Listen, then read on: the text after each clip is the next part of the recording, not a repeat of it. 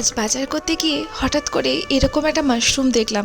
দেখতে কেমন একটা আলাদা রকম শেপ, মনে হচ্ছে যেন ফুলদানি ফুলদানি। নামটা হলো হোয়াইট মিল্কি মাশরুম, আর একদম সত্যি এটা মিল্কের মতোই হোয়াইট বা নোংরা সেরকমভাবে ছিল না। আর এই 3 পিসের দাম পড়েছিল আমার 80 টাকা মতো।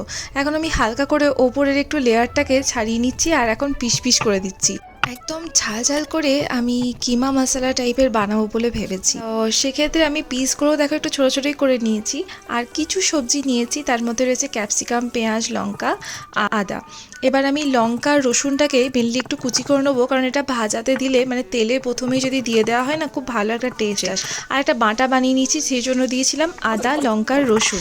এবার ছোট্ট ছোট্ট পিস করে নিয়েছিলাম অনিয়নের। নিয়েছি সুইট কর্ন, কারণ এটা আমার খুব ভালো লাগে খেতে। আর তার পরবর্তী সময় সবজি কাটা হয়ে গেলে একটু সরষের তেলের মধ্যে ঘি দিয়ে দিচ্ছি।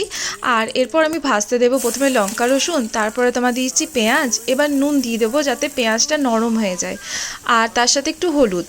এবার পেঁয়াজটা যখন নরম হয়ে যাবে তখন একটা সিদ্ধ টমেটোকে আমি বেটে ওর মধ্যে দিয়ে দিচ্ছি। টমেটো থেকে একটু যাতে জলটা মরে যায় সেজন্য একটু ঢাকা চাপা দিয়ে কুক করে নিতে হবে। তারপরে তোমার দিয়ে দিতে হবে একটু বিট নুন আর ওই বাটাটা, আদা লঙ্কা রসুন বাটা। কষানো কমপ্লিট হয়ে গেছে। এখন আমি দিচ্ছি ক্যাপসিকাম আর কর্নটা, কারণ এটা বেশিক্ষণ লাগে না কুক হতে। আর তার সাথে একটু ধনে গুঁড়ো। আর এখন আমি অ্যাড করে দিচ্ছি মাশরুমটা। এবার ভালো করে একটু নেড়ে নেব, আর তারপরে আবারও আমি ঢাকা দিয়ে কুক হতে দেব।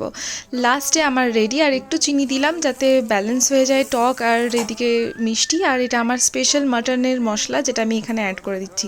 তো চলো, আজকের জন্য আমার কুকিং ডান। টাটা, বাই বাই।